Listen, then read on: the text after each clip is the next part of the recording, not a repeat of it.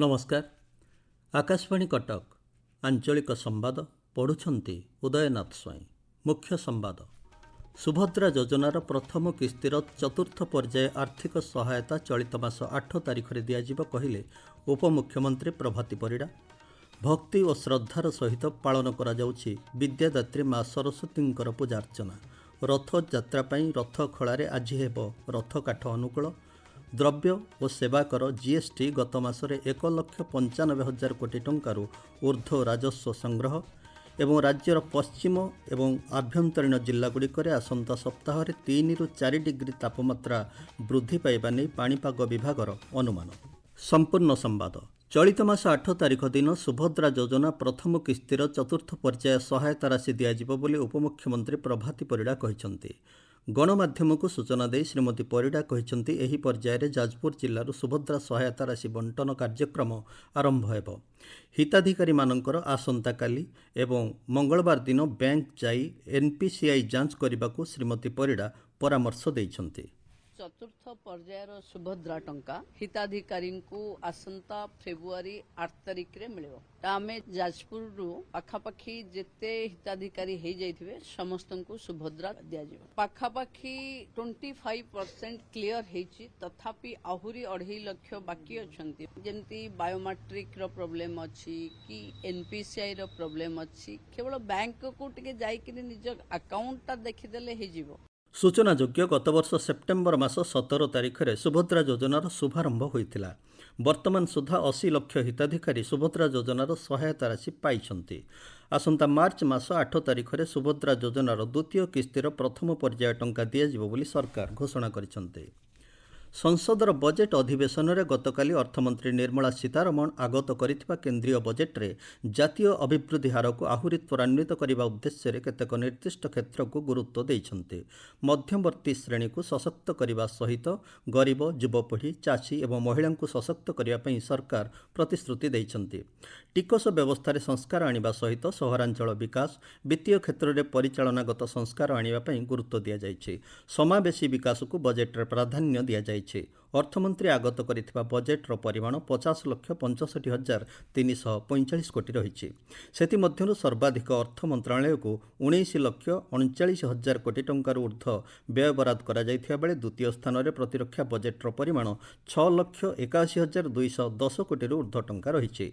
सड़क परिवहन और राजपथ मंत्रालय 2,87,333 कोटी टंका बजेट्रे व्यय बराद होइछि।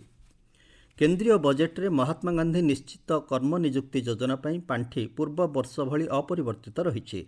ग्रामांचल श्रमिकों को पूर्व वर्ष भली 100 दिनर नियुक्ति प्रदान करा जिवो। अन्य पक्षरे बजेट रे आदिवासी मंत्रालय को पूर्व वर्ष तुलन में 45% अधिक व्यय बराद करा जाइछि। केंद्रीय टिकस बाबद आगामी आर्थिक वर्ष 2025-26 ओडिशा को अधिक 9,176 कोटी टंका मिलिबो। सेहि भली केंद्रीय अनुदान बाबद 6,798 कोटी टंका राज्य पाइबो। आगामी आर्थिक वर्ष में ओडिशा केंद्र सरकार 15,974 कोटी टंका अधिक पाइबो बोली बजेट अनुदान जना पड़िछि। केंद्र सरकार आसंता सप्ताह संसद में नुआ आयकर बिल आनिबे। नुआ आईन सरल एवं टिकस बाबद को कमाइबारे सहायक हो बोली अर्थमंत्री निर्मला सीतारमण तांकर बजेट अभिभाषण में गतकाली कहिसंती। टिकसदातांक पई नुआ आयकर बिल बुझिबा सहज हेबो। नुआ आईन माध्यम बकेया टिकस हिसाब करबा एवं आयकर रिटर्न फाइल करबा सहज हेबा सहित आयकर आईन 1961 रे केतक संशोधन करा जिबा नै अर्थमंत्री तांकर बजेट अभिभाषण में कहिसंती। सूचना योग्य गतकाली बजेट अभिभाषण 12 लाख टंका पर्यंत आय आयकर संपूर्ण छाड़ पर श्रीमती सीतारमण घोषणा करिसंती। आपण माने आंचलिक संवाद शुणुछंती आकाशवाणी कटक केन्द्ररू। पवित्र माघ शुक्ल पंचमी हिंदू संस्कृति अनुसार माँ सरस्वती को सिद्धिदात्री कलार अधिष्ठात्री तथा विद्यादायिनी भाव पूजार्चना करा जायथाय। बसंत मासर पंचमी तिथि माँ सरस्वती तिथि पड़ुवा जो यह बसंत पंचमी बा श्री पंचमी बोली कहुए। बसंत पंचमी उपलक्षे देश में श्रद्धा भक्ति और धर्मीय भावना श्री पंचमी पालन करा जाउछि। समस्त शिक्षानुष्ठान में माँ को पूजार आयोजन करा जायछि। माघ मास शुक्लपक्ष पंचमी तिथि माँ को पूजा करा जाए। हिंदू पंचांग अनुजाई यह बसंत पंचमी मध्य कुहाଯାए। हिंदू धर्म व्यतीत बौद्ध जैन धर्म में सरस्वती आराधना रही। तिब्बत चीन और जापान रे मध्य देवी सरस्वती बौद्ध देवी भाव पूजा पाई। ପୁରୀ ଶ୍ରୀମନ୍ଦିରରେ ଦେବୀ ସରସ୍ୱତୀଙ୍କୁ ପୂଜାର୍ଚ୍ଚନା ଆରମ୍ଭ ହୋଇଛି। ରଥଯାତ୍ରା ପାଇଁ ଆଜିଠାରୁ ପୂଜାର୍ଚ୍ଚନା ପୂର୍ବକ ରଥ କାଠର ଅନୁକୂଳ ହେବ।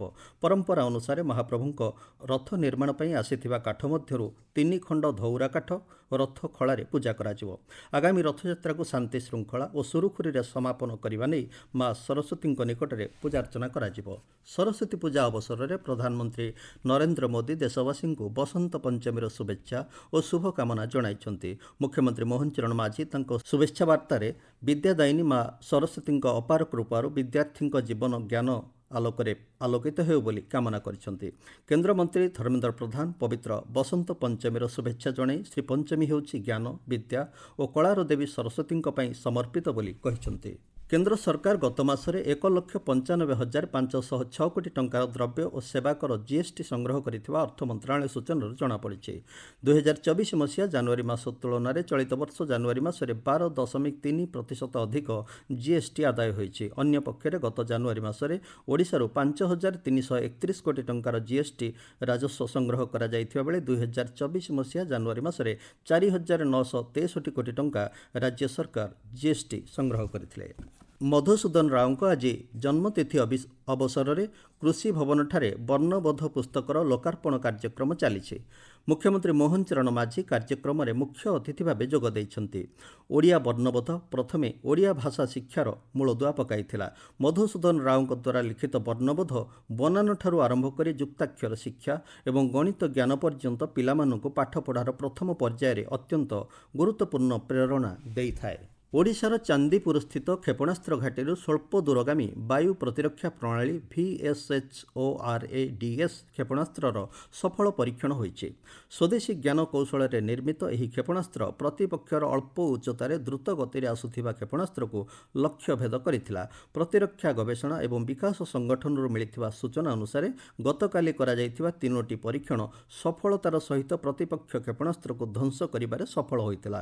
VSHORADS କ୍ଷେପଣାସ୍ତ୍ର ଭାରତୀୟ ପ୍ରତିରକ୍ଷା ବାହିନୀର 3ଟି ବିଭାଗର ଆବଶ୍ୟକତାକୁ ପୂରଣ କରିପାରିବ ବୋଲି ରକ୍ଷା ମନ୍ତ୍ରଣାଳୟ ପକ୍ଷରୁ କୁହାଯାଇଛି।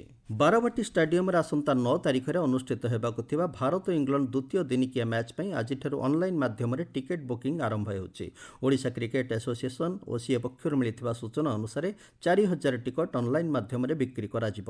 ଜଣେ ବ୍ୟକ୍ତି ସର୍ବାଧିକ 2ଟି ଟିକଟ ଅନଲାଇନ୍ ମାଧ୍ୟମରେ ବୁକିଂ କରିପାରିବେ। କୋରାପୁଟ ଜିଲ୍ଲା ନନ୍ଦପୁର ବ୍ଲକ ବିଲାପୁଟୁ ପଞ୍ଚାୟତ ଜୋଲାପୁଟୁ ଡ୍ୟାମ୍ ଜଳାଭଣ୍ଡାରରେ ଡଙ୍ଗାବୁଡ଼ି ଘଟଣାରେ ନିଖୋଜ 2 ନାବାଳକଙ୍କୁ ଖୋଜିବା ପାଇଁ ଅଗ୍ନିଶମ ଏବଂ ଓଡ୍ରାଫ୍ ଦଳର ସହାୟତା ନିଆଯିବ ବୋଲି ଜିଲ୍ଲାପାଳ ଭି କୀର୍ତ୍ତିଭାସନ କହିଛନ୍ତି। ସୂଚନାଯୋଗ୍ୟ ଗତକାଲି ସନ୍ଧ୍ୟାରେ ଜଳଭଣ୍ଡାରରେ ଡଙ୍ଗାରେ 3 ଜଣ ନାବାଳକ ସେଲ୍ଫି ନେଉଥିବା ବେଳେ ଦୁର୍ଘଟଣା ଘଟିଥିଲା। ଜଣେ ନାବାଳକ ସନ୍ତରଣ ଅଭିଜ୍ଞତା ଥିବାରୁ ଜଳଭଣ୍ଡାରରୁ ବାହାରି ପାରିଥିଲେ। ଆର୍ଦ୍ରଭୂମି ଓ ଏହାର ଉପକାରିତା ସମ୍ପର୍କରେ ଜନସଚେତନତା ସୃଷ୍ଟି ଉଦ୍ଦେଶ୍ୟରେ ପ୍ରତିବର୍ଷ ଆଜିର ଦିନକୁ ବିଶ୍ୱ ଆର୍ଦ୍ରଭୂମି ଦିବସ ଭାବେ ପାଳନ କରାଯାଉଛି। ଚଳିତ ବର୍ଷର ବାର୍ତ୍ତା ରହିଛି ଭବିଷ୍ୟତ ପାଇଁ ଆର୍ଦ୍ରଭୂମିର ସୁରକ୍ଷା। ଜୈବ ବିବିଧତା, ଜଳବାୟୁ ନିୟନ୍ତ୍ରଣ ଓ ମାନବ ସମାଜ ପାଇଁ ଆର୍ଦ୍ରଭୂମିର ଗୁରୁତ୍ୱପୂର୍ଣ୍ଣ ଭୂମିକା ରହିଛି।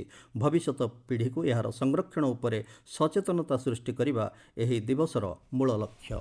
କୁଆଲାଲମ୍ପୁର ସ୍ଥିତ ବାୟମସ୍ ଓଭାଲ ଷ୍ଟାଡିୟମରେ ଚାଲିଥିବା ICC 19 ବର୍ଷରୁ କମ୍ ମହିଳା T20 ବିଶ୍ୱକପ୍ ଫାଇନାଲରେ ଭାରତ ଦକ୍ଷିଣ ଆଫ୍ରିକାକୁ 9 ୱିକେଟରେ ପରାସ୍ତ କରି କ୍ରମାଗତ ଦ୍ୱିତୀୟ ଥର ବିଶ୍ୱ ଚାମ୍ପିୟନ ହୋଇଛି।